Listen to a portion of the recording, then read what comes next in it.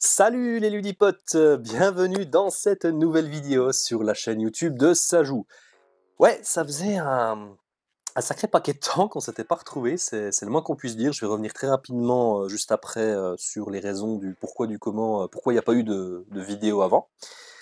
Mais voilà, bienvenue dans cette vidéo où je vais faire notre retour du salon de Vichy Pro, hein, comme c'est un peu la tradition. Donc je vais être tout seul aujourd'hui, pareil, je vais revenir sur les raisons pour lesquelles je suis tout seul, Guy ou Stéphanie ou Isabelle ne sont pas là, mais bon, peu importe. En tout cas, voilà, on est allé voir les nouveautés qui vont sortir en cette fin d'année. On est allé avec Isabelle voir tout ce qui va sortir et je peux vous dire qu'il y a des très très belles sorties qui vont arriver pour la fin d'année. Comme promis, avant d'attaquer, je vais vous parler en fait des raisons pour lesquelles il n'y a plus de vidéos depuis un petit moment sur la chaîne YouTube. Rappelez-vous, pour ceux qui nous suivent depuis un petit moment, on faisait très souvent ce qu'on appelait nous les Sajou cette semaine, c'est-à-dire environ une fois par semaine, on vous faisait une petite vidéo pour vous présenter les sorties des jeux de société à la boutique, etc. La raison principale, c'est un manque de temps, tout simplement. Guy et Stéphanie qui faisaient les vidéos avec moi, en fait, il faut savoir qu'ils n'ont pas que c'est les gérants de la boutique qui s'ajoutent, mais ils n'ont pas que la boutique. Ils ont aussi plein d'autres projets à côté. Ils sont notamment créateurs de jeux, hein, La Clé, Magicarta qui est juste là, voilà. Donc, et il y a plein d'autres projets qui sont en cours et ça prend énormément de temps. Ce qui fait qu'ils ont en ce moment moins de temps à consacrer à la boutique, malheureusement.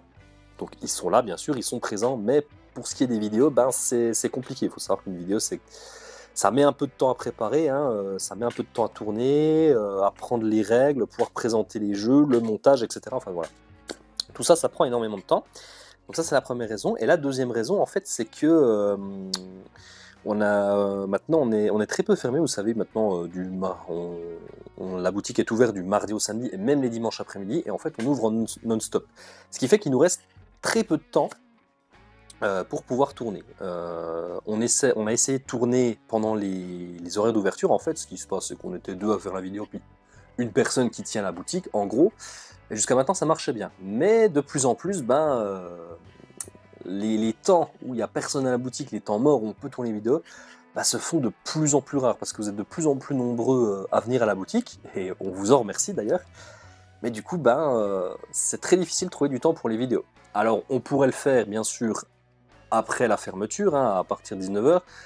Maintenant, comme j'ai expliqué, Guy et Stéphanie ont moins de temps. Moi-même, j'ai une vie perso qui fait que c'est un peu compliqué de rester parfois après 19h.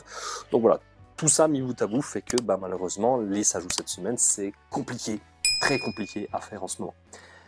Alors rassurez-vous, comme vous le voyez, on essaie de trouver des solutions pour continuer à vous faire des vidéos. Les Sajou cette semaine, je pense que ce ne sera pas encore tout de suite, mais on a envie de les continuer. Alors ce sera peut-être sur un rythme un peu moins soutenu. Et puis on a envie de vous faire aussi des vidéos pour vous parler de jeux. Voilà, donc tout ça pour vous dire que on est toujours là, on pense toujours à vous. Les vidéos ne vont pas s'arrêter, simplement les quelques changements actuels, notre succès de la boutique fait que il faut qu'on s'adapte et qu'on trouve d'autres solutions. Mais voilà, mais en tout cas on a très envie de continuer les vidéos, à vous parler de jeux. Voilà pour le pourquoi du comment. Allez, la parenthèse est fermée, on va maintenant rentrer dans le vif du sujet et je vais vous parler de notre salon de Vichy professionnel avec toutes les nouveautés qu'on a pu voir avec Isabelle. Je vais essayer de revenir un peu sur les jeux qui nous ont un petit peu plus marqué que les autres. Voilà, des jeux, on en a vu, je pense bien la centaine de jeux, voire plus, hein, même peut-être 200, si ça se trouve, j'en sais rien, j'ai pas compté du tout.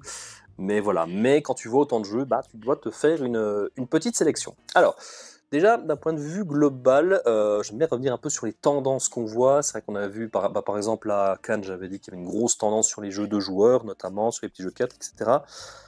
Là, c'est un peu plus disparate, il y a un peu plus de choses, on a vu des choses assez variées, et peut-être ce qui m'a frappé, c'est que au niveau des nouveautés, il y en a peut-être un petit peu moins que les autres années. Alors, c'est un vaste débat en ce moment sur le monde du jeu, il y a trop de jeux qui sortent, etc.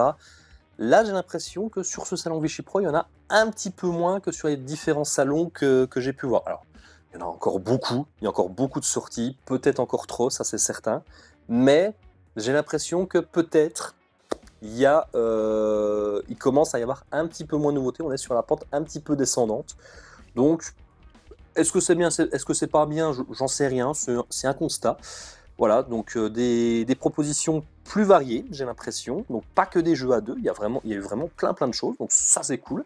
Ça c'est une très bonne nouvelle, et peut-être un tout petit peu moins de nouveautés, voilà, c'est le ressenti en tout cas que j'ai eu. Alors d'habitude je faisais, et sur les autres vidéos qu'on a faites, si vous nous suivez depuis un petit moment, vous savez que avant j'aimais bien faire éditeur par éditeur, dans l'ordre chronologique on les a fait. Là je vais changer un petit peu, je vais plutôt faire catégorie. Voilà. Pourquoi pas.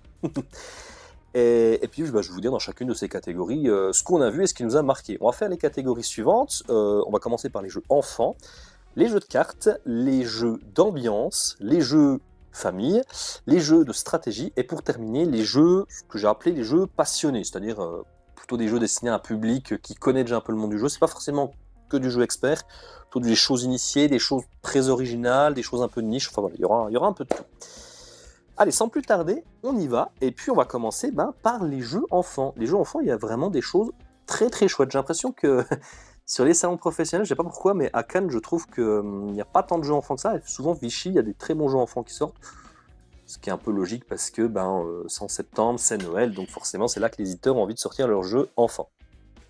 J'en ai noté 5 qui je pense, vont faire un petit peu la fin d'année. Je vais commencer par un jeu qui sort chez nos amis de Gigamic, avec le très bon Archeo. Archeo, c'est un jeu d'archéologie, justement, où les enfants vont devoir creuser. Dans la boîte, en fait, il y a des tuiles, et il va falloir soulever ces tuiles pour pouvoir trouver des fossiles, des trésors, etc. Mais ce qui est très marrant, c'est le petit matériel. En fait, vous avez une petite pelle ventouse à l'intérieur. Cette petite pelle ventouse, c'est une pelle quoi, avec une petite ventouse au bout que vous allez placer sur votre pièce. On bouche le trou pour faire appel d'air, et hop, on peut retirer la tuile. Voilà. Suivant ce qu'il va y avoir en dessous, on va pouvoir la passer sur notre... on a chacun une plaquette qu'on va devoir remplir, donc qui représente un fossile. Et le but, c'est d'essayer de remplir tout ça. Voilà, c'est tout mignon, ça marche bien, c'est une idée toute bête. Mais Archeo, c'est un jeu qui, selon nous, va cartonner parce qu'il y a vraiment ce matériel qui est très original. Cette petite pelle ventouse, c'est absolument trop mignon. Quand tu joues à ça, tu retombes en enfance. Et puis, l'archéologie, les fossiles, je trouve c'est un thème qui plaît beaucoup aux enfants, justement, et qui n'est pas trop représenté dans les jeux. Donc là, il y aura Archeo. Et Archeo, je pense que ça va s'arracher, selon nous. Voilà. Je parle pour moi parce que je suis tout seul sur la vidéo, je précise, mais je parle aussi au nom d'Isabelle. Et d'ailleurs, il y a des jeux dont je vais parler que moi, j'aurais pas forcément sélectionné, mais qu'elle a adoré. Et l'inverse est vrai aussi. Bon. Donc voilà pour Archeo. J'ai là pour le coup, puisqu'il n'y a que moi qui ai vu ce jeu, on a dû se dédoubler à des moments, puisqu'on n'avait que 2 jours pour voir tous les jeux, donc on a dû faire une dispersion de temps en temps. Donc pendant que Isabelle était chez Ravensburger, justement, moi j'étais chez Tribuo, le distributeur qui distribue notamment les jeux Blue Orange, et j'ai vu un truc absolument adorable qui s'appelle Kekosaurus. Alors pour ceux qui connaissent, il y a un jeu qui est sorti il y a quelques temps qui s'appelle The Loop. The Loop, c'est un jeu de deck building où vous aviez notamment ce matériel avec cette tour au milieu, en fait, où vous deviez mettre des cubes à l'intérieur, et il y avait un système qui faisait que les cubes étaient dispersés un petit peu de tous les côtés. Et Kekosaurus, c'est ça, c'est un peu The Loop pour les enfants. L'idée là, c'est qu'on va placer des ingrédients. Cette fois-ci, on va devoir créer des recettes. Donc pour cela, on va placer nos petits cubes dans cette petite tour qui va disperser un petit peu tout autour sur les différents éléments du plateau de jeu, les différents cubes. Et puis, une fois qu'on a réussi à mettre les bons ingrédients sur les bonnes recettes, on peut créer la recette. Mais attention, il faudra faire attention au Kekosaurus, justement. C'est un petit monstre, tout vert, tout rigolo. Si vous avez trop d'ingrédients sur une case, en fait, vous allez devoir lui mettre les cubes à l'intérieur. Et le problème, c'est que le petit objet, enfin le Kekosaurus, il est un peu sur boule, vous voyez ce que je veux dire. Donc il se balance un peu comme ça, et s'il est trop rempli, il fait un malaise, il vomit tout ce qu'il avait, et puis malheureusement la partie est perdue. C'est trop drôle, c'est adorable, c'est vraiment trop mignon, et puis c'est vrai que c'est une super idée d'avoir repris ce système de The Loop pour un jeu enfant, parce que ça va super bien marcher. Je crois que c'est le même auteur, je crois que c'était Olivier également, à vérifier. Je suis pas sûr de mon coup, mais bon, je vous indique si c'est bien ça ou pas, ou si je dis des bêtises. Autre jeu qui va sortir cette fois chez Nathan, l'éditeur, hein, pas Nathan qui nous fait nos jeux de rôle chez Sajou, à qui je fais un bisou d'ailleurs. C'est un jeu qui va s'appeler l'Arbre aux 3 élixirs. Alors il y en a beaucoup qui l'ont comparé ce serait un labyrinthe magique mais vertical. C'est un peu ça en fait. L'idée ça va être d'accrocher des fruits, enfin des jetons sur un arbre. Et en fait, il va falloir les faire tomber depuis le haut de l'arbre. Et en fait, ce qui se passe, c'est qu'on va mettre des petites plaquettes aimantées, un petit peu au hasard, dans chaque interstice de l'arbre. Ce qui fait que ça va changer à chaque partie. En fait, les différents éléments vont s'aimanter. Il faudra essayer de trouver où sont les parties aimantées, où est-ce que ça va tomber, etc. etc. Bon, niveau matos, c'est très très chouette. C'est une idée super originale. Donc voilà, c'est un peu un labyrinthe magique en vertical. Et en plus, le jeu est... Encore une fois, le jeu est très très beau. Voilà, je n'ai plus le détail exactement des règles, je l'avoue, hein, on a vu tellement de choses que c'est dur de se rappeler de tout.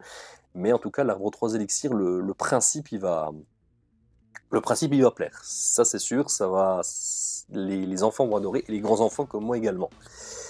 Un autre jeu aussi, en parlant de très très beau matériel, ça c'était chez Asmodée, c'est un jeu qui s'appelle Abracadabroom.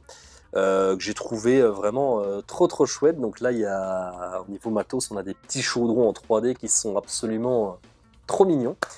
C'est un jeu de mémoire où en fait on va avoir la possibilité, on va devoir récupérer des ingrédients. Donc c'est des tuiles qui sont face cachée. Hein. On va en retourner. Si on a les bons ingrédients, on peut les mettre dans le chaudron. Sinon, on les remet face cachée. Jusque là, classique. Le truc, c'est qu'il va falloir bien se rappeler où ils sont parce que on va également avoir la possibilité de brouiller un petit peu les pistes, puisque les ingrédients, il faut les mettre dans un certain type de chaudron. Chaque chaudron a une cuillère de différentes couleurs, donc une cuillère de mémoire, c'est une cuillère orange, une violette ou une bleue et une orange, donc orange, verte, bleue, on va dire. Mais ces cuillères, les joueurs vont pouvoir les intervertir, ce qui fait que des fois, tu as mis des ingrédients dans le chaudron orange, et puis finalement, hop, je t'échange les cuillères. Donc voilà. Souvent, la mémoire, ça joue sur ça, ça joue sur des couleurs, sur du visuel, et là, on va pouvoir changer un petit peu tout ça et puis essayer de piéger les autres joueurs. Donc voilà, ça c'est trop drôle. Donc les jeux de mémoire, c'est toujours très cool pour les enfants. Puis là en plus, il y a ces chaudrons qui sont absolument magnifiques. Le matériel, encore une fois, il tabasse. Et Abracadabroom, c'est vraiment très très joli. Je sais plus à quel prix il sort, mais je me rappelle avoir été choqué dans le bon sens du terme du prix, parce que je me dis, mais avec ces jolis chaudrons 3D qui sont bien épais, je m'attendais à un jeu à 30 €, quelque chose comme ça, et finalement, je crois qu'il est autour de 23-24 €, enfin, quelque chose vraiment, pour le prix, le matériel est vraiment, c'est vraiment pas cher, un très bon rapport qualité-prix. Voilà. Donc voilà pour Abracadabroom, ça, j'ai hâte que ça sorte aussi. Pareil, au niveau des dates de sortie, je ne sais plus, je vous laisserai aller faire vos petites recherches, bref. Et puis le dernier jeu que je voulais vous parler, alors c'est un jeu que j'avais déjà vu à Cannes, mais je voulais en mettre une couche parce que celui-là, il est vraiment trop mignon aussi, c'est Sai Sai. Sai Sai qui va sortir chez un nouvel éditeur de jeux enfants, qui se nomme Panoply. Vous êtes un berger et vous allez devoir ramener vos moutons dans l'enclos. L'enclos, en fait, c'est la boîte de jeu. Vous avez une petite pente, tac, tac, une de chaque côté pour chaque joueur. Et en fait, à chaque tour de jeu, vous allez prendre un petit mouton et en fait, vous allez devoir pousser vos petits moutons pour que, petit à petit, ils montent sur la pente pour que finalement, ils puissent tomber dans l'enclos. Voilà, il y a un petit côté adresse. Pour ceux qui ont joué à Delicious Lab cette année, c'est un petit peu le même principe, sauf que cette fois, c'est en pente. Avec cette idée de pouce-pouce, en gros, avec les pièces. Et voilà, Sai Sai, c'est trop mignon, c'est un jeu qui raconte une histoire, donc ça va être excellentissime. Hâte de le recevoir à la boutique. Alors maintenant, on va passer aux petits jeux de cartes. Voilà, les petits jeux de cartes, ça marche toujours très bien, là. Ça marche toujours très bien en boutique de jeux. Les jeux de cartes qui ont retenu mon attention sur ce salon de Vichy Pro, qui ont retenu notre attention, pardon. Premier jeu qui nous a un petit peu interpellé, c'est le prochain jeu de la gamme des boîtes Biseau. On retourne chez nos amis de Gigamic avec le prochain qui s'appelle 13 feuilles. Alors 13 feuilles, c'est un jeu, on est sur un jeu sur la nature, vous allez voir, la boîte est vraiment trop mignonne, c'est la nature, les feuilles, etc. Donc on s'attend à un petit jeu de chill, et pas du tout, c'est un de jeu d'enfoiré. Ah vraiment, c'est un jeu où on va pas arrêter de se bloquer les uns les autres, où ça va râler, on est vraiment sur ce genre de jeu. L'idée, c'est un jeu de défausse, il faut se débarrasser de toutes ces cartes. On a des chiffres en main qui vont de 1 à 13. Et en fait, on va jouer sur la même ligne. Quand c'est à moi de jouer, je vais devoir jouer une carte d'un côté ou de l'autre de la ligne. S'il y a un 5 qui est posé, par exemple, je peux jouer en dessous du 5 ou au-dessus du 5. Par exemple, je vais jouer un 8 de ma main. Donc on a un 5 et un 8. Le joueur suivant doit jouer du coup au-dessus du 8 ou en dessous du 5. On ne peut pas jouer entre deux cartes. Mais on peut également rajouter une carte sur le 8, par exemple, ce qui fait un double 8. Donc à partir de maintenant, si tu veux jouer au-dessus du 8, eh bien, il faut jouer deux cartes. Il faut jouer des paires, une paire de 10 par exemple, ou de 11, etc.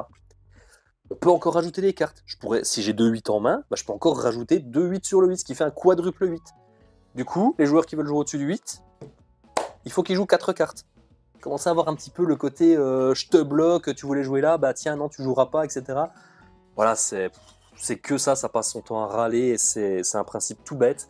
Mais 13 feuilles, je pense que ça va beaucoup plaire, ça marche avec plein de monde. Et 13 feuilles, on a vraiment adoré. Le prochain jeu, le prochain petit jeu de cartes, alors je l'ai là. Alors j'ai pas pensé à prendre toutes les boîtes de démo, parce qu'on a eu plein de boîtes de démo pour tester les jeux, et je remercie les éditeurs d'ailleurs. Celui-là, je l'ai pris à la maison pour y jouer un petit peu, parce que j'ai trouvé ça très malin, c'est Suite. Alors Suite, qu'est-ce que c'est? C'est le nouveau jeu de chez Prétexte Édition, à qui on doit notamment l'excellent 2 pommes 3 pains qui est sorti l'année dernière. Et là, ils reviennent avec ce nouveau jeu, cette fois-ci un petit peu plus classique. Là, on est sur des cartes, voilà, on est sur des cartes chiffres, couleurs, etc. Bon, ce qui je like, etc. Alors, là, l'idée, c'est qu'on va jouer sur un tableau commun au bord de la carte, où vous allez pouvoir jouer des cartes adjacentes à des cartes qui sont déjà posées. Et le but du jeu, il y a deux façons de gagner. Soit vous vous débarrassez de toutes vos cartes, classiques, soit vous réussissez à faire une suite de 5 chiffres, les chiffres vont de 1 à 5, et de 5 couleurs différentes. Il y a 5 couleurs qui sont représentées. J'arrive à faire une suite, alors la suite vous pouvez la faire en ligne, en colonne, en zigzag, ça peu importe, mais l'idée c'est de réussir à faire une suite. Et on va avoir également des petites cartes avec des petits pouvoirs spéciaux également, qui permettront de se débarrasser de ces cartes, d'échanger une carte avec son adversaire, enfin voilà. La classique. Le truc intéressant aussi, c'est que quand vous jouez à partir de 3 joueurs, d'ailleurs ça se joue de 2 à 5, je pense qu'il faut jouer à partir de 3, honnêtement. 2, je pense que ça marche pas très bien, puisque à 2, on va enlever cette règle que je vais vous expliquer, ce qui est un peu dommage. La règle, c'est que quand vous faites une suite à partir de 3 cartes, vous donnez une carte de votre main à un adversaire. Quand vous faites une suite de 4, vous donnez 2 cartes à un adversaire. Et la suite de 5, vous gagnez carrément la partie. Voilà pour Suite dans les grandes lignes comment ça fonctionne. Moi j'ai trouvé ça plutôt malin, et ça je sais que c'est un jeu qui va plaire à tous ceux qui jouent à des petits jeux de cartes, qui prend des jeux aux règles très simples, mais qui veulent un truc un peu différent et un petit peu malin. Suite, je pense que ça conviendra à toutes ces personnes-là. Vous qui regardez la vidéo, c'est que probablement vous êtes au courant des actualités du monde du jeu, vous renseignez beaucoup, donc vous serez peut-être pas la cible de ça, c'est peut-être pas fait pour vous, mais je pense que ça va être un très bon produit, un très bon jeu de cette fin d'année pour ces personnes-là. Je pense que ce jeu-là, il va plaire. En tout cas, moi j'y crois. C'est Suite. Autre jeu qui m'a un petit peu interpellé, c'est un jeu qui s'appelle Double Face. Alors Double Face, c'est un jeu avec des cartes recto verso. Alors je vous ai pas mal parlé de Kondo à la boutique, pour ceux qui sont déjà venus. C'est un jeu que j'ai adoré de chez Oya, où on a des cartes avec des chiffres recto verso. La Double Face, c'est un peu la même chose, on a des cartes recto verso. Sauf que là, encore une fois, but du jeu, se débarrasser de toutes ces cartes. Et les cartes sont recto verso. Et là, il y a des pouvoirs, mais c'est chaotique au possible, c'est du grand n'importe quoi. Alors clairement, si vous avez bien maîtrisé votre jeu, Double Face, ce sera pas pour vous. Mais il faut se débarrasser de toutes ces cartes. Chaque carte a un petit pouvoir, et notamment les pouvoirs flip, ou quand quelqu'un joue une carte flip, hop, il faut tout retourner. Et là, votre jeu, il change complètement. Donc, il faut revoir sa stratégie. Ok, bon vas-y, je vais jouer des cartes. Oh mince, je me reprends un reflip. Allez, je retourne, je reviens en arrière. C'est le bordel. C'est le bordel, mais qu'est-ce que c'est drôle. C'est superbement bien illustré. J'adore, les illustrations sont très originales dans Double Face. Donc voilà, c'est un petit jeu de cartes qui, je pense, va bien marcher aussi, va bien faire marrer les gens. Ça, au café jeu, ça va être excellent à faire jouer. Donc Double Face, je l'attends. Il sort bientôt. Je crois qu'il arrive très bientôt là à la boutique. Ça doit être peut-être, ça se trouve peut-être quand vous regardez cette vidéo, on l'a déjà reçu. Voilà. Pareil pour 13 feuilles d'ailleurs. À noter que 13 feuilles arrive très bientôt également. Le dernier jeu de cartes dont je voulais vous parler, c'est les Caprices du Roi. Là, on est sur un jeu un peu un mélange à la Love Letter et à Fantasy Realms, on va dire. C'est un jeu où il va falloir faire le plus de points possible. Pour ça, il va falloir réussir des combinaisons de cartes avec les chiffres notamment, mais également les familles. On a des chevaliers, des marchands, des paysans. Enfin voilà, il va falloir réussir des combinaisons avec ça. Pour cela, eh bien, il va falloir répondre aux caprices du roi. On va jouer sur 6 tours de jeu. À chaque tour de jeu, il faudra défausser une carte, puis reprendre une carte qui est posée au milieu de la table en main. Sauf que eh ben, le roi, il a des caprices justement. À chaque tour, il va, en tout cas sur les 4 premiers tours, il va révéler un nouveau caprice. Par exemple, premier caprice, ah ben si vous voulez des points, moi je veux que dans votre main vous ayez un paysan, un marchand, un chevalier. Bon, ok, très bien, bah, on essaie de se débrouiller pour ça. Deuxième tour, on révèle un nouveau caprice. Ah bah cette fois-ci, je veux pas de chevalier, mais par contre, je veux que vous ayez 2 cartes vertes en main. Ah oui, mais tu m'as dit avant qu'il fallait un chevalier. Bah j'en veux plus. Bon, voilà. Donc vous l'avez compris, le roi il est très capricieux. Les caprices, justement, les objectifs, ils peuvent se contredire. Donc, bah, va falloir faire des choix. Vous pourrez pas tout réussir, ça c'est pas possible. À vous de voir ce qui vaut le plus le coup, ce qui peut vous rapporter le plus de points. Et puis surtout, vous devrez essayer de bien maîtriser les pouvoirs des différentes cartes, de les utiliser à votre avantage. Chaque carte a un petit pouvoir spécial. Voilà, les caprices du roi, c'est très très bien. C'est peut-être un petit peu plus joueur que tous les jeux que je vous ai cités, mais ça marche vraiment bien. C'est des parties très rapides. Les caprices du roi, ça va beaucoup plaire, je pense, et il va bien marcher celui-là. On passe maintenant aux jeux d'ambiance. Alors c'est la catégorie où j'ai le moins de jeux. J'ai noté que 3 jeux. Donc voilà, les jeux d'ambiance, j'en ai pas vu beaucoup qui m'ont plus marqué que ça. Alors c'est vrai que les jeux d'ambiance, il y a déjà de quoi faire, hein, on va dire. Donc voilà, pas énormément de jeux d'ambiance qui m'ont marqué plus que ça. Il y a eu des choses très bien, hein. D'ailleurs, il y a plein de jeux, ça se trouve, vous n'allez pas les voir dans cette vidéo et vous vous dites, bah, s'il en parle pas, c'est qu'il n'a pas aimé. Ça veut pas dire du tout ça. Il y a plein de très très bons jeux aussi qu'on a vus et dont je ne vais pas parler dans cette vidéo. C'est juste que je peux pas parler de tout, hein. La vidéo va être assez longue comme ça déjà, je pense. L'idée, c'est de ne pas vous parler de tout, mais de vous parler des jeux qui vraiment m'ont un petit peu plus marqué que les autres. Bref, la parenthèse est fermée. Pour les jeux d'ambiance, les 3 que j'ai notés, on commence avec Da Da Da. Alors derrière ce nom un petit peu bizarre, qu'est-ce qui se passe? C'est un jeu absolument idiot, où vous allez devoir tous ensemble inventer un langage. Il va falloir se faire deviner des choses, et pour cela, eh bien, on va dire, ah ben voilà, si je veux te faire deviner la notion du bruit, il faut que je dise nut, je dis n'importe quoi. Si la notion de voler, je dois te dire da, eh ben, je dois dire da, voilà, tout simplement. Pour la notion de voler, par exemple, eh ben, je dois dire da, par exemple. Et puis, on va créer un langage tous ensemble comme ça, et après, il faut faire deviner des mots. Donc, par exemple, je dois vous faire deviner un oiseau, eh ben, je vais faire nut, da. Et donc avec ça, bah, à vous de vous débrouiller pour trouver la carte que je dois vous faire trouver. Donc là, vous allez dire, c'est l'oiseau. Eh oui, c'est bien ça. Vous êtes trop fort. Donc voilà, da, c'est con comme tout, mais c'est vraiment très très drôle. Un autre jeu d'ambiance aussi qui va être très très chouette, ça arrive chez Yellow, c'est plutôt pour la fin d'année si ma mémoire est bonne. C'est sucré ou salé. Ça, c'est vraiment très très bon. Pour tous ceux qui ont aimé Codenames, enfin qui aiment les jeux d'association d'idées, ça va vous plaire. L'idée, c'est qu'on a des cartes au centre de la table avec des mots classiques. Il va falloir que je vous en fasse deviner un. C'est coopératif. Pour cela, eh ben, je vais devoir tirer des cartes. Donc, par exemple, je vais vous faire deviner le pape. Et là, je tire, j'ai maillot ou ketchup. Alors, est-ce que le pape, il est plutôt maillot ou ketchup? Bon, je vais dire maillot. Je dis n'importe quoi. Bon, je vous dis maillot. Vous allez devoir éliminer des mots. Par exemple, ah bah là, il y a tomate. Ah bah si c'était tomate, son mot, il nous aurait dit ketchup. Bon, on élimine tomate. Oui, c'est bon. Allez, on continue. Vous éliminez autant de mots que vous voulez. Je repioche une carte. Bon, bah du coup, est-ce que c'est plutôt sucré ou salé? Voilà, d'où le nom du jeu. Le pape, est-ce qu'il est plutôt sucré ou salé? Allez, je vais vous dire salé. Bon, bref. Voilà, vous avez compris l'idée, c'est super drôle. Ce genre de jeu, j'appelle ça des générateurs de débat parce que en vrai, c'est ça le plus fort dans ce genre de jeu, c'est les débats que ça va générer. T'en es à débattre de est-ce que le pape est plus ketchup ou est plus mayo, quoi. C'est incroyable comme jeu. Voilà, sucré ou salé, c'est un jeu qui a une super idée de base et ça, je sais que vous allez adorer. Il va cartonner celui-là. Moi, j'ai adoré sucré ou salé. Et puis le dernier jeu dont je vais vous parler, alors j'ai hésité à le mettre dans cette catégorie-là, ambiance, j'aurais très bien pu le mettre dans passionné parce que c'est un truc un peu de niche, mais bon, je l'ai mis dans le jeu d'ambiance parce que qu'est-ce qu'un jeu d'ambiance? Voilà, c'est un peu ça le débat. Parce que là, c'est un jeu où vous n'allez pas, avoir des gros fous rires, vous n'allez pas vous taper sur les cuisses. Si vous nous suivez depuis un petit moment, vous savez que c'est mon coup de cœur numéro 1 de Cannes. Ce jeu, c'est Rituals.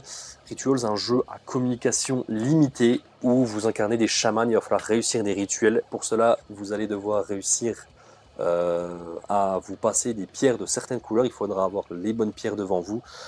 Voilà, j'en ai déjà beaucoup parlé dans notre vidéo de retour de Cannes. Si vous voulez avoir plus de détails, je vous invite à aller la voir. Voilà, comme j'en ai déjà parlé, donc je vais pas revenir sur Rituals ici. Vraiment, Rituals, c'est un gros coup de cœur de ma part. J'ai hâte que ça arrive, je crois que ça arrive très bientôt, là, bientôt, j'ai hâte. Enfin voilà, Rituals, vous allez adorer, puis j'adore l'ambiance que ce jeu génère, cette ambiance un peu chamanique, enfin moi je suis assez sensible à ça. Donc, ouais, ça donne une ambiance particulière, hein. Encore une fois, c'est pas une ambiance où on va rigoler aux éclats, mais waouh, c'est une vraie expérience de jeu, Rituals, vraiment. Moi je vous conseille vraiment de pouvoir tester. On passe aux jeux familiaux, avec le premier jeu que je mets un peu en transition entre ambiance et famille, parce que ce jeu-là, pareil, j'ai hésité à le mettre en ambiance. Là, pour le coup, on a vraiment rigolé quand on a joué à ça avec Isabelle et une autre personne dont malheureusement j'ai oublié le nom, avec son magnifique t-shirt rose, je le salue. Ce jeu se nomme Le Chat et la Tour. Alors, Le Chat et la Tour, qu'est-ce que c'est? C'est un jeu d'adresse, d'équilibre, c'est un peu un Nekojima. Là, cette fois-ci, le chat et la tour, en fait, on va devoir créer une tour tous ensemble. Avec, donc la tour, en fait, on l'a créée avec du papier un petit peu épais, en fait, qui forme les murs de la tour, et puis on va devoir poser les étages. Donc à son tour de jeu, on choisit une carte, cette carte nous indique ce qu'on doit poser, donc on va pouvoir poser, paf, nos deux murs, et puis notre petit étage, voilà.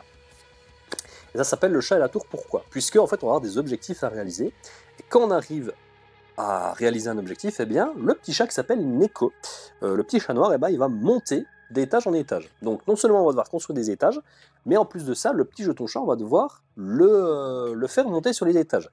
Sachant que comme c'est du papier, ce qui construit la tour, c'est juste du papier un peu épais, donc autant vous dire que ça va valdinguer un peu de tous les côtés. Donc quand vous devez déplacer des pions, c'est super dur. En plus de ça, vous aurez également des petits pions chats à poser sur la tour pour réussir les objectifs. Donc par exemple, il faut poser un chat jaune à côté d'un chat bleu. Sur l'étage suivant, il vous faudra peut-être 2 chats de même couleur qui se touchent. Enfin voilà, des petits trucs basiques comme ça. Il y a une action moi, qui m'a fait beaucoup rire, où je suis tombé plusieurs fois, c'est vous posez un chat, si vous voulez, par contre vous devez le caresser. Ça a l'air de rien comme ça, mais c'est super chaud. J'étais en stress sur ce jeu, c'était un truc de fou, je voyais notre tour, c'était n'importe quoi, elle faisait comme ça, c'était la tour de Pise, c'est rien à côté, quoi, vraiment. On est arrivé jusqu'au 10 ou 11e étage, je sais pas comment ça a tenu, mais ça a tenu. Je vous ferai certainement un petit insert de notre partie, on a quelques vidéos de notre partie, enfin voilà. C'était très drôle, c'était vraiment très drôle, j'ai adoré ce jeu, le chat à la tour. Isabelle a adoré aussi, ça a été un petit coup de cœur partagé, là vraiment, le chat à la tour. En plus, c'est poétique, quoi. C'est un petit chat qui monte sur la tour, etc. Ça raconte une histoire, donc ça va marcher en jeu familial avec les enfants, ça va marcher en jeu d'ambiance à l'apéro. Ça, ce jeu-là, je l'attends. Je l'attends vraiment, le chat et la tour. Vraiment, coup de cœur. Vous l'aurez compris, là, il est vraiment trop bien, ce jeu. Voilà, j'ai hâte qu'il arrive. Le prochain jeu que j'ai noté, c'est un jeu qui s'appelle Roomshare. Un jeu que j'ai trouvé super intéressant. Je vous mets le petit insert dans la boîte, vous aurez peut-être reconnu le style de l'illustrateur de Happy City, c'est le même.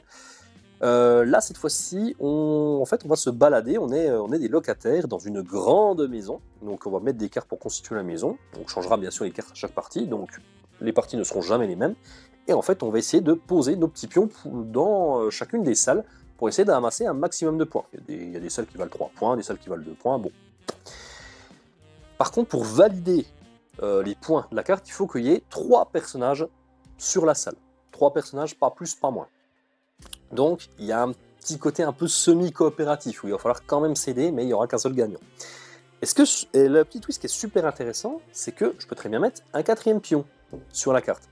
S'il y a un 4e, eh ben, le propriétaire il n'est pas content, il y a trop de monde dans la salle, alors là, dispersion, tout le monde doit se disperser. Donc, on va déplacer chacun de nos pions dans les salles qui sont adjacentes. Voilà.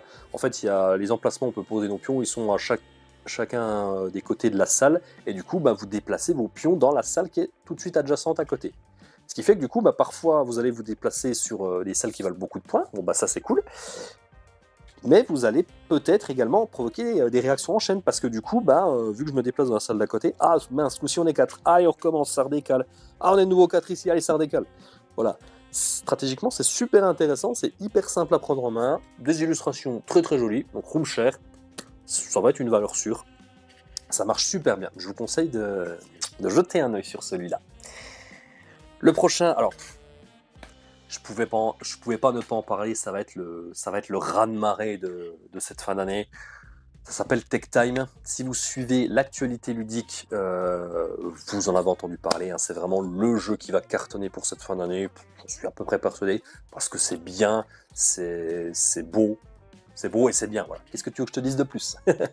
Alors pour les deux du fond qui dormaient, Tech Time, qu'est-ce que c'est? C'est un jeu où vous allez devoir, coopératif, vous allez devoir reconstituer une horloge. Voilà, il y a plusieurs horloges avec plusieurs contraintes, donc grosse rejouabilité sur ce jeu. On a des cartes en main, des cartes blanches, des cartes noires avec des numéros. L'idée c'est de réussir à poser tous ensemble, en mode coop, nos cartes face cachée sur chacun des cadrans de l'horloge. Il faudra évidemment réussir, c'est une horloge, hein, il faudra réussir à remettre tous les chiffres dans l'ordre croissant. On pose face cachée, c'est au jour suivant, etc., etc. Ce sera bien sûr pas aussi simple, puisque il y a des contraintes sur certains cadrans, il y a des cadrans qui vous disent, là tu peux mettre que des cartes entre 1 et 3, là tu peux mettre que des cartes blanches, là il faut strictement 2 cartes noires, sinon c'est pas validé, enfin voilà, plein de petites contraintes comme ça qui vont faire que, va falloir bien réfléchir. Et ce que j'ai pas encore précisé, c'est que c'est un jeu, bien sûr, à communication limitée. Vous n'avez pas le droit de communiquer entre vous. Vous n'allez devoir, vous aurez que comme information ce que les autres joueurs jouent face cachée. Donc voilà, avec tout ça, il faudra se débrouiller pour réussir les différents objectifs. Ouais, c'est un jeu qui est super. Ce que je trouve fort, c'est que voilà, les jeux à communication limitée, c'est toujours très clivant en général. Là, ils ont réussi à faire un jeu qui, je pense, va convenir à peu près à tout le monde, même ceux qui sont pas trop dans le monde du jeu. Je pense Tech Time, c'est un jeu qui va plaire à peu près tout le monde. Et ça, c'est fort. Donc Tech Time, ça, voilà, que dire de plus? Ça va être un banger, comme disent les jeunes de cette fin d'année. Voilà pour Tech Time. Ah oui, il y a un autre jeu qui m'a fait absolument trop marrer, bien rigoler. Ça sort chez Yellow, ça arrive au mois d'octobre, je crois. C'est Petit Soldat. Petit Soldat qui rappelle peut-être un peu Toy Battle, mais en fait rien à voir. Déjà, c'est un jeu où on peut jouer jusqu'à 4 joueurs, je crois que c'est par équipe de 2, oui c'est même sûr, c'est par équipe de 2. Donc on va jouer des petits soldats, il n'y a pas de plateau de jeu, et en fait c'est le seul jeu, ça se veut être comme étant le seul jeu où tu n'as pas besoin de ranger ta table pour pouvoir y jouer. Si ta table est en bordel, il y a encore ton pot de confiture du matin, des céréales de partout, surtout ne rangez rien, parce que vous allez jouer avec ça. Le pot de confiture que vous avez laissé traîner sur la table le matin, ça va faire partie de votre matériel de jeu. Puisque les petits soldats, ils vont sortir de la boîte un peu comme Toy Story, et puis ils vont s'affronter. Soldat vert contre soldat jaune. C'est un peu une initiation au jeu de figurines, au wargame. À chaque tour de jeu, vous allez pouvoir utiliser les petits lacets présents dans la boîte pour déplacer vos petits soldats et pouvoir bien sûr attaquer les autres grâce aux différents pouvoirs des unités que vous aurez. Voilà, tout simplement. On va essayer d'avoir dans le viseur les autres soldats. Il faudra éliminer les petits soldats adverses pour remporter la partie. Voilà, pas plus compliqué que ça. Initiation wargame, familiale, un petit pitch marrant, le fait que tu dois pas ranger ta table pour pouvoir jouer. Surtout pas, au contraire, il faut mettre du bordel. Je trouve ça rigolo. Et puis ouais, ça va plaire. Ouais, petit soldat, c'est très très fun. Très très fun. Et puis, le dernier jeu de cette catégorie famille. Ça a été un gros coup de cœur. Là, on est pas loin d'un de mes plus gros coups de cœur du festival. Peut-être avec le chat et la tour et avec un jeu dont on va parler après. Ce jeu, c'est Viva Katrina. Un jeu avec les magnifiques illustrations de Jérémy Fleury. C'est un jeu, voilà, c'est un jeu de pose de tuiles. On est dans l'univers du Dias de los Muertos. Il va falloir en fait recréer sur notre plateau personnel. On va devoir récupérer des tuiles pour faire des offrandes. Il va falloir créer des chemins avec différents objectifs à réaliser. Voilà, c'est super malin comme jeu, c'est absolument génial. J'ai adoré ce jeu, vraiment. Grâce au chemin, on va devoir réussir à faire des rectangles, par exemple, pour... je ne sais plus comment ils appellent ça dans le jeu, j'ai oublié le terme, mais voilà, en gros, vous allez pouvoir récupérer des tuiles et les placer dessus pour marquer des points. Voilà, tout simplement. Chaque tour de jeu, vous récupérez une tuile. Il y a une rivière avec 2 lignes de tuiles. Vous devez toujours récupérer une tuile qui est à l'un des 4 coins et la placer dans votre tableau personnel. Plein d'objectifs à réaliser. On essaiera de bloquer un petit peu les autres joueurs. Ça, j'ai trouvé ça chouette. Souvent, dans les jeux, un peu de placement de tuiles, on fait un peu son truc en solo comme ça. Souvent, on dit, bah, il y a quand même un peu d'interaction parce que tu regardes ce que l'autre fait. Bon, en général, c'est pas forcément, je trouve. Là, pour le coup, ouais, je regardais vraiment ce que mon voisin avait besoin, essayer de le contre-draft un petit peu. Vraiment, là j'ai vraiment essayé dans cette partie, pour le coup, j'ai vraiment ressenti ça, j'ai vraiment ressenti ce côté un peu interaction, on va dire. Donc voilà, pour Viva Katrina, c'était trop bien. J'ai hâte que ça arrive, j'ai hâte de vous le présenter. Et ouais, celui-là, petit coup de cœur, et je sais qu'Isabelle aussi l'a adoré, donc vivement que ça arrive en boutique. Allez, on va passer maintenant aux jeux de stratégie, voilà, des jeux qui vont plutôt plaire aux gens qui aiment bien se faire fumer un petit peu le cerveau. On va parler de Seven Wonders Dice pour commencer, hein, forcément, la licence Seven Wonders fait toujours un petit peu parler d'elle. Quand il y a un jeu Seven Wonders qui sort, et ben ça fait toujours parler.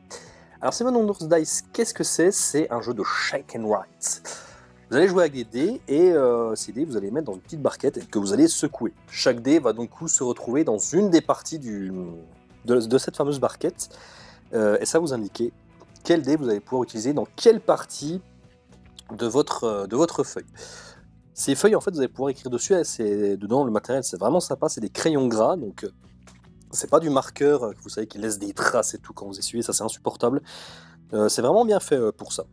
Et en gros, ça reste du roll and write où on va devoir faire le plus de points. Il y a plein de cases à cocher et on va essayer d'optimiser un petit peu tout ça pour essayer de faire un maximum de points. Voilà, donc on est dans l'univers de Seven Wonders, hein, bien sûr. Est-ce que ça a grand chose à voir avec le Seven Wonders classique? Je suis pas certain. Bon, on retrouve bien sûr les grands principes de Seven Wonders, hein, la guerre, la victoire scientifique, etc. Mais voilà, ça reste un très très bon jeu. Et puis la licence Seven Wonders, forcément, c'est un jeu qui fait parler de lui. Le matériel est absolument trop cool. donc ouais, Seven Wonders Dice qui arrive pour cette fin d'année. Voilà, donc ça, si vous aimez les roll and write et la licence Seven Wonders, ça va carrément vous plaire. Prochain jeu dont je vais parler également, c'est le prochain jeu de chez Captain Games, à qui on doit Duck and Cover notamment. Et c'est un nouveau jeu qui est vraiment très très sympa, qui s'appelle Maps Master. C'est un jeu de deck building où vous allez en fait construire un donjon pour essayer de récupérer à l'intérieur des pièces, des tonneaux et plein de choses pour réussir à marquer des points. Maps Master, en fait, vous avez 5 cartes au départ et puis grâce à ces cartes, en fait, vous allez devoir les agencer pour faire un petit donjon.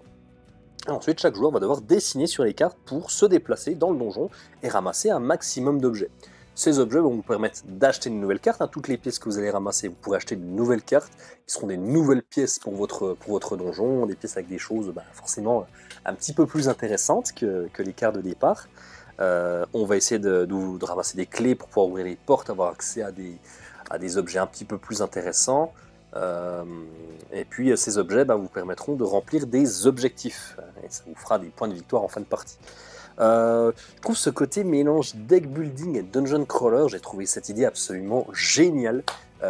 C'est excellent, c'est des parties en plus assez rapides, on joue en simultané dans le mode compétitif, puisque c'est un jeu qui a 2 modes. Il y a le mode compétitif et le mode coopératif, et c'est vraiment 2 jeux totalement différents. Alors j'ai pas du tout pu tester le mode coop, ni avoir beaucoup plus de renseignements, donc je ne pourrais pas beaucoup vous en parler. Mais sachez que c'est vraiment 2 jeux qui se jouent de manière totalement différente. Donc vous avez vraiment 2 jeux en un là pour le coup. En tout cas, le mode compétitif, moi ça m'a bien fait marrer. En plus, vraiment, on retrouve vraiment tous les codes, style un peu donjon de Nullbuck. On a le nain, l'elfe. Enfin voilà, moi j'adore cette thématique-là. Donc voilà. Donc voilà pour Maps Master. Ça, j'ai hâte de vous le faire découvrir. C'est une petite originalité. J'espère que ce jeu va vous plaire parce que moi vraiment j'ai adoré Maps Master. Alors, je voulais quand même donner un petit mot sur Critter Kitchen également, qui va bientôt arriver. Critter Kitchen, c'est la même illustratrice ou le même illustrateur, pardon, je ne sais plus, que Flamecraft. Flamecraft que on a adoré à la boutique, hein, rappelez-vous-en. Donc dans Critter Kitchen, cette fois-ci, on va devoir créer des recettes. Hein. On est un restaurateur et on va pouvoir faire des burgers. On va pouvoir faire plein de choses dans ce monde, encore une fois, avec des personnages un peu anthropomorphiques. Voilà, ça va être très très chouette. J'ai pas pu me renseigner beaucoup plus que ça sur la mécanique. Je sais que c'est un jeu assez accessible. L'univers et les illustrations, ça va parler à beaucoup de monde. Donc Critter Kitchen, on le surveille bien. On va parler du prochain jeu. Alors ce jeu, il arrive très bientôt. J'ai enfin pu me renseigner dessus parce qu'il avait déjà été présenté à Cannes, il avait fait beaucoup de bruit. Comment j'ai pu passer à côté de ça? Qu'est-ce que c'est bien! Voici Tag Team. Tag Team, ça arrive là tout de suite, ça arrive cette semaine, là au moment où je tourne la vidéo. Et Tag Team, ouais, ça va cartonner en cette fin d'année. C'est un jeu qui est très très attendu et je comprends pourquoi, pour y avoir joué, c'est vraiment trop bien Tag Team. Dans cette boîte-là, vous avez 12 personnages différents, 12 combattants. Le principe, c'est que vous allez choisir 2 combattants pour chaque partie, et vous allez mélanger leur deck, un peu comme un smash-up. Et l'idée, c'est de mettre KO au moins un des 2 autres personnages de votre adversaire. Pour cela, il faudra utiliser les capacités de votre personnage. Chaque personnage, évidemment, a son propre style de combat, a son propre deck, etc. etc. Comment ça se joue? Eh bien, au début de la partie, vous avez un deck de 2 cartes, c'est le deck de bataille, donc on prend les 2 cartes de départ de votre personnage, et comme à la bataille, on les retourne. En fait, c'est un auto-battler. On va retourner les cartes, on applique les effets simultanément, quand on n'a plus de cartes, on les reprend en main, et vous allez piocher 3 cartes de votre deck de construction. Le deck de construction, donc c'est les 2 paquets de cartes de votre personnage. Vous allez en piocher les 3 premières cartes, en choisir une, et le mettre dans la position que vous voulez dans votre deck. On refait un deck de combat et on est reparti. Vous l'aurez compris, vous ne mélangez jamais votre deck, c'est le principe de l'auto-battler. Donc il va falloir faire attention à l'ordre dans lequel les cartes de votre adversaire arrivent.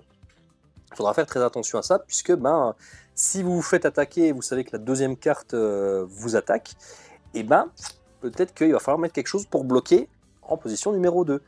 Mais ça se trouve, il a changé aussi la position de sa carte. Donc voilà, il y a ce côté un peu bluff, un peu on se regarde dans les yeux et tout. Enfin, il y a ce côté-là qui est excellent. Tag Team, c'est vraiment trop bien. Si vous aimez les jeux d'affrontement, jeux de cartes, jetez-vous là-dessus. Ça va être un carton, ça. C'est trop bien, Tag Team. Le prochain jeu qui m'a beaucoup plu, c'est un jeu qui s'appelle Arigato, qui va sortir chez Ludonaut. Ce sera d'ailleurs leur avant-dernier jeu, malheureusement, puisqu'il y aura encore un autre jeu qui s'appelle Limite qui va sortir pour la fin d'année. Et après, Ludonaut arrêtera l'édition de jeux de société. Donc, merci Ludonaut, merci pour tous ces bons jeux, merci pour Colt Express, merci pour Arctic, merci pour Living Forest, bien sûr. Enfin voilà, ils ont vraiment sorti plein de bons jeux. Et on va les regretter, mais bon, voilà, écoutez, c'est la vie, c'est comme ça. Bref, Arigato, qu'est-ce que c'est? C'est un jeu où vous allez gérer votre village japonais. Il y a du draft, il y a un peu de tableau building, enfin voilà, il y a plein de petites mécaniques qui sont mélangées, qui vont très bien ensemble.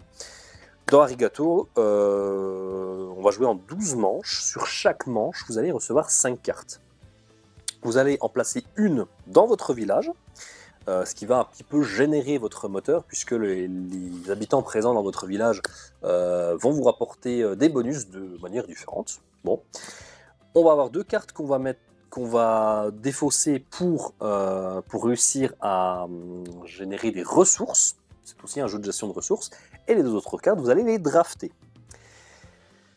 Avec tout ça, vous allez faire en sorte de pouvoir réussir à faire un maximum de points. Comme je dis, les habitants de votre village vous rapportent des points d'une manière différente. Par exemple, il y a des habitants qui peuvent vous dire, voilà, si dans le draft vous mettez 2 cartes violettes, par exemple, vous marquez 3 points. Voilà, je dis n'importe quoi, mais voilà, en gros, c'est ça l'idée.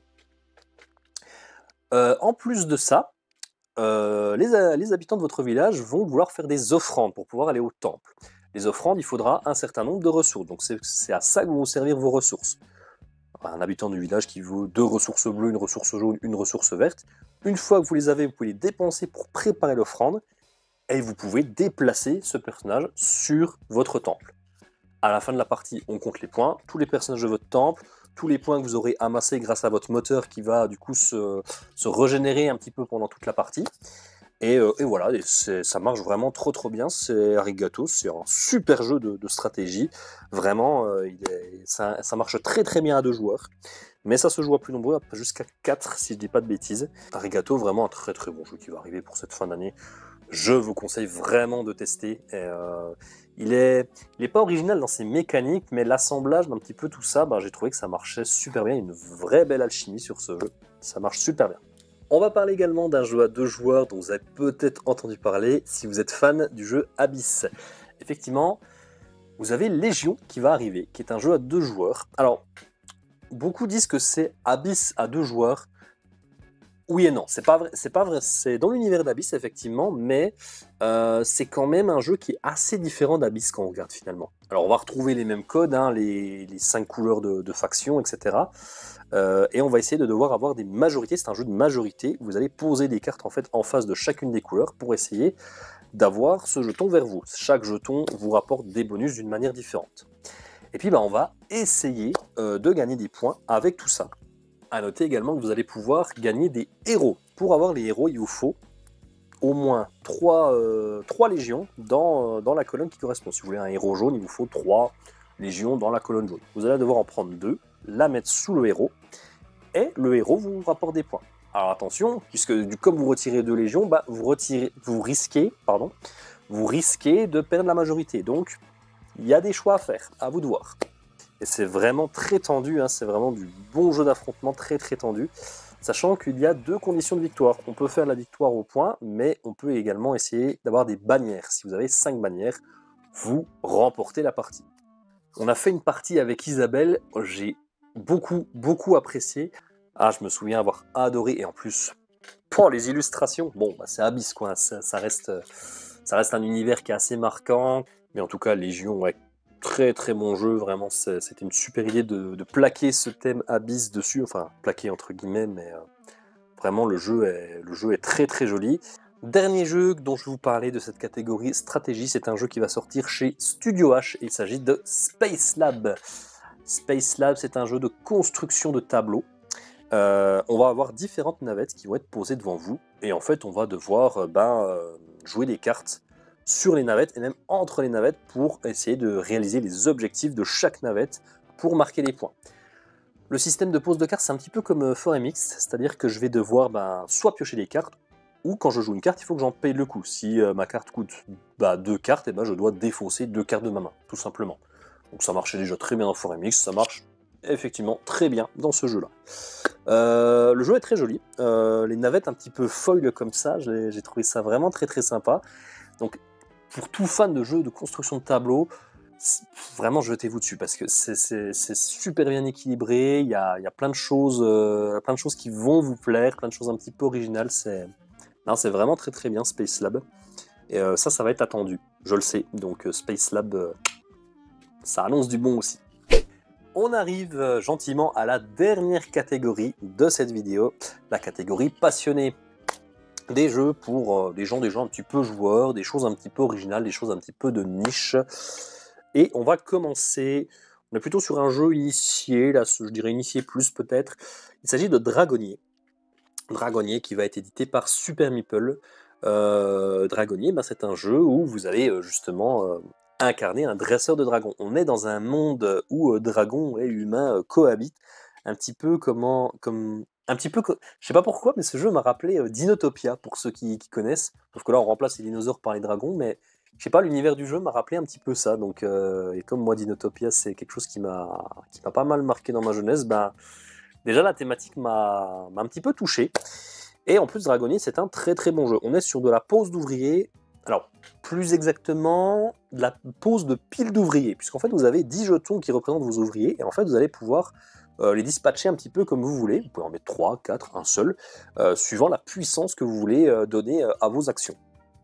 On va récupérer les dragons, on va récupérer nos dresseurs de dragons, on va les mettre ensemble pour essayer de provoquer certaines synergies, pour marquer le plus de points possible. On a plein d'endroits différents sur plateau à aller voir pour réussir à marquer des points d'une différente manière. Donc ouais, Dragonnier, jeu pose de piles d'ouvriers, du coup, pas super original dans la mécanique, mais par contre dans ce qui concerne l'immersion, la thématique, bon, de toute façon les dragons c'est très populaire de toute façon, mais ouais, là il y a quelque chose de vraiment très très chouette, ça marche super bien.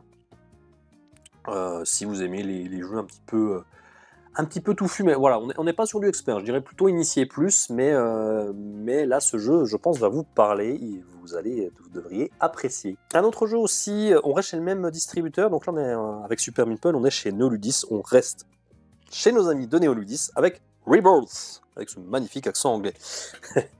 Rebirth, c'est un jeu où vous allez jouer soit en Écosse, soit en Irlande, c'est de la conquête de territoire. En fait, on va devoir poser nos petits pions sur les différents territoires pour essayer d'en conquérir un maximum, hein, tout simplement.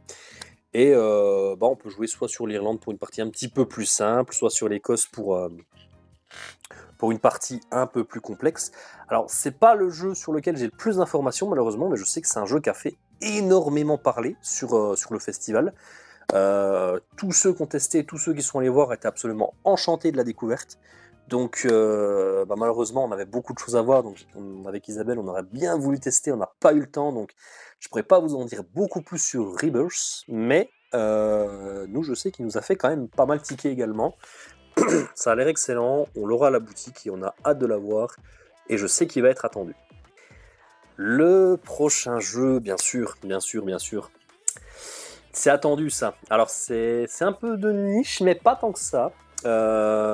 C'est le fameux Gwent, hein, l'édition en physique du jeu de cartes de The Witcher, qui va sortir en boîte physique. Alors évidemment, tous les fans de la licence l'attendent. Ce jeu, j'ai jamais vu, je crois que j'ai jamais vu dans la boutique. Je crois que c'est le jeu qui a eu le plus de précommandes chez nous. Il me semble, à vérifier. Hein, je donne ça au doigt mouillé là, mais il me semble bien qu'il y a beaucoup de précommandes sur ce jeu-là. Forcément, la licence et puis le jeu est très très cool, quoi. Bon, si vous connaissez déjà le Gwent, c'est ni plus ni moins que le même jeu. Il y a peut-être des ajustements au niveau des règles pour coller un peu à la version physique. Mais voilà, le jeu The Witcher, le jeu du Gwent de The Witcher était très très bon. Il n'y a pas de raison qu'il ne soit pas bon en physique, voilà. Donc pareil, on reste sur du jeu d'affrontement de cartes, du jeu de duel. Si vous connaissez pas, ça va vous plaire. Moi, j'avoue que je ne connaissais pas. Je suis pas spécialement au fait de la licence The Witcher. Hein, j'y ai jamais joué, mais le jeu fonctionne très très bien. Hein, si on aime les jeux de cartes. Voilà, en gros, ça joue sur 2 manches gagnantes. À chaque manche, il faut avoir le plus grand score possible pour remporter la partie. Donc chaque carte a un certain numéro. Et bien sûr, des effets, on va pouvoir attaquer les autres joueurs pour essayer d'éliminer leurs cartes. Voilà, c'est ni plus ni moins que ça. Et y a plein de decks de départ à l'intérieur de la boîte, vous allez pouvoir builder un petit peu vos decks également. Donc ouais, Gwent, ça arrive pour cette fin d'année, je crois que c'est pour la mi-octobre, si je dis pas de bêtises. Ça aurait dû être déjà arrivé, mais je crois que ça a été un petit peu repoussé. Bon bref, voilà. Les aléas. En tout cas, Gwent arrive très très bientôt à la boutique. Oui, un autre jeu qui a fait parler de lui, hein, bien sûr, forcément. Là, le jeu Ark Nova est un excellent jeu expert qui fait beaucoup, beaucoup parler de lui. Et il y a un nouveau jeu Ark Nova qui sort, qui s'appelle Sanctuary. Alors, Sanctuary, qu'est-ce que c'est? Alors, beaucoup disent que c'est Ark Nova en plus facile. Je suis pas forcément d'accord avec ça. J'ai pas trouvé que c'était plus facile. Par contre, je dirais plus accessible, effectivement. Ce qui n'est pas tout à fait la même chose. Déjà plus accessible parce que niveau mise en place c'est très rapide, c'est très bien fait. On sort les petites boîtes de la grosse boîte de jeu, on est quasi prêt à jouer, donc ça c'est plutôt cool. Et là on est sur la pose de tuiles, c'est que là c'est que des tuiles hexagonales où avant on avait un peu ce côté Tetris entre guillemets dans Ark Nova. Là on n'a plus vraiment ça dans Sanctuary. Là c'est de la pose de tuiles, on a un zoo qui est un petit peu plus restreint, donc ça va être des parties un peu plus courtes. C'est notamment pour ça également que je parle d'accessibilité. Ou sur Ark Nova, vous en avez bien pour vos 2h30 de partie, et là on est plus sur 1h30 de partie, voire même presque 1h15 une fois qu'on connaît bien le jeu. Après ça reste les mêmes mécaniques que Ark Nova, c'est les plus grandes lignes. Dans les grandes lignes ça reste à peu près la même chose, vous allez retrouver les mêmes sensations, mais par contre ce qui est très cool c'est que vous allez pouvoir y faire jouer plus de monde, parce que comme j'ai dit c'est plus accessible, et pas plus facile, attention, que Ark Nova. Est-ce qu'il faut acheter Sanctuary si on a déjà Ark Nova? Ça dépend. Je pense si vous voulez, effectivement, si vous êtes fan de Ark Nova et que vous voulez faire découvrir les sensations du jeu à plus de monde, ouais, Sanctuary, ça peut être sympa. Après, si vous avez déjà des joueurs pour Ark Nova, que vous y jouez déjà régulièrement et que Ark Nova, vous êtes déjà comblé par ce jeu, vous pouvez déjà y jouer régulièrement, bah voilà, ça vaut peut-être pas le coup. Si vous avez jamais osé sauter le pas de Ark Nova, vous en entendez que du bien, que le jeu vous a déjà attiré, vous avez jamais réussi à sauter le pas à cause de la difficulté du jeu, Sanctuary va peut-être plus vous convenir. Donc voilà, Sanctuary arrive, je ne sais plus pour quand ça arrive, c'est peut-être pour début 2026 d'ailleurs, non je dis peut-être une bêtise, je vais vous mettre l'insert, je vous mettrai le texte, date de sortie, tout ça. Allez, il nous reste 2 jeux à voir, un jeu dont j'avais déjà un petit peu parlé dans notre retour de Cannes, mais là je vais en remettre une couche parce que ça c'est très attendu aussi, c'est Eternal Dex bien sûr. Eternal Dex qui est encore une fois un jeu à communication limitée où on est ensemble, on va affronter les éternels. Et pour cela, il faudra jouer des cartes à côté des éternels. Donc il y aura plusieurs contraintes, par exemple il faut jouer des cartes dans l'ordre croissant ou dans l'ordre décroissant tout simplement. Une fois qu'on a réussi à battre un éternel, eh bien on va récupérer son deck de cartes. Le joueur qui a joué la dernière carte de contrainte de l'éternel va pouvoir récupérer son deck de cartes pour pouvoir le mettre dans son propre deck, ce qui va ajouter des nouveaux pouvoirs par la suite. Le jeu, vous l'avez vu, il est magnifique, le matériel est incroyable pour un prix, voilà, ça va être 30 €, donc autant dire pour le matériel qu'il y a, pas grand chose, et le jeu marche très très bien, c'est vraiment un jeu hyper attendu, Eternal Dex. Voilà, ça va être un peu la mode des jeux à communication limitée.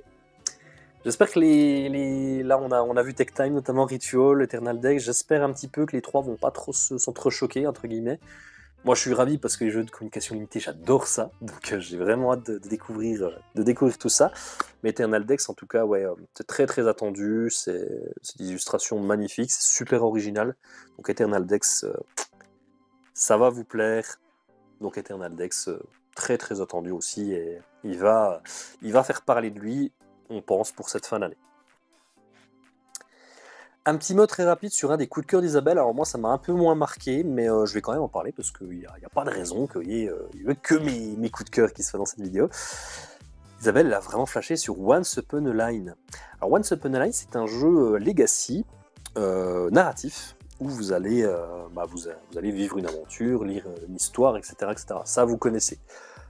La grosse originalité de Once Upon a Line, c'est un jeu à gratter. En fait, vous avez une grande carte à gratter, et en fait, à chacun de vos choix, quand vous allez devoir faire des choix, vous allez devoir gratter des cases, comme si vous grattiez un ticket de millionnaire, quoi. Et en fait, les cases que vous allez gratter vont vous révéler un mot. Et ce mot va vous indiquer dans quelle direction vous devez aller par la suite. Et on va gratter comme ça nos cartes au fur et à mesure de la partie pour découvrir de nouveaux mots. Un peu comme une grille de mots croisés, j'allais dire, c'est un peu l'idée. Mais voilà, c'est sûr, c'est hyper original. C'est hyper original, moi j'ai un peu moins accroché parce que c'est même presque un peu trop original, entre guillemets. Mais je comprends que ça interpelle et je comprends que ça attire. Il y a un truc important que j'ai pas dit, c'est que vous allez me dire, oui, mais une fois que les cartes sont grattées, on peut plus jouer. Alors, c'est le principe d'un jeu Legacy, mais il y aura bien sûr des packs de recharge que vous pourrez acheter par la suite si vous voulez recommencer l'aventure. Ça sera tout à fait possible, ils y ont pensé et ça c'est très bien. Donc ouais, Once Upon a Line, ça va être attendu aussi, je pense, pour... là, on est vraiment dans du jeu de niche, hein, vraiment du jeu de passionné.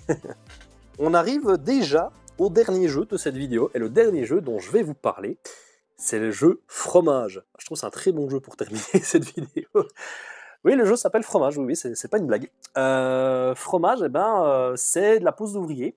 Et en fait, entre chaque joueur, vous avez un plateau rond. C'est un plateau de fromage, hein, tout simplement. Et en fait, vous allez devoir poser vos petits fromages sur les petits emplacements prévus à cet effet pour marquer des points. Ce qui est sympa, c'est que c'est divisé en plusieurs parts, et en fait, sur chaque part, vous avez des espèces de mini-jeux, on va dire. C'est presque un party game initié, quoi, on va dire, Fromage. Plein de petits mini-jeux où vous allez essayer de faire en sorte de marquer des points. Ça m'a un peu rappelé Mille et Fiori dans le gameplay, un petit peu. Pour ceux qui ont joué à Mille et Fiori, c'est un peu dans ce même gameplay-là. La petite partie originale, c'est que c'est un plateau de fromage, donc ça tourne forcément. Vous allez faire tourner entre chaque manche d'1/4 de tour le plateau de fromage, et quand les fromages que vous avez posés ont leur pointe qui pointe vers vous, hein, c'est des camemberts, hein, c'est un peu comme les camemberts de Trivial Pursuit, quoi. Et bien quand la pointe est vers vous, et ben vous pouvez les récupérer. Donc il y a aussi un petit côté, il y a une notion d'anticipation, quoi, de faire attention. Là, si je joue là, je vais récupérer directement au prochain tour. Je fais un peu moins de points, mais je récupère mon fromage directement. Donc, peut-être que ça vaut le coup. Donc ouais, fromage, ça va être très cool. Moi, j'ai hâte de jouer à ça. Les amis, c'est la fin de cette vidéo de Retour de Vichy. J'espère que ça vous a plu. J'espère que vous avez pu découvrir des jeux qui vous font envie pour cette fin d'année. Des jeux, ça vous donne peut-être des idées pour vos achats de Noël. Des jeux qui vous donnent envie d'être joués, en tout cas. Donc tous ces jeux-là, vous pourrez bien sûr les retrouver chez Sajou, évidemment. Donc n'oubliez pas de nous suivre sur les réseaux sociaux, Facebook, Instagram, on a un Discord également, vous pouvez retrouver tout ça dans la description. Et tous ces jeux-là, dès leur date de sortie, seront disponibles chez Sajou. On vous en reparlera à la boutique avec grand plaisir.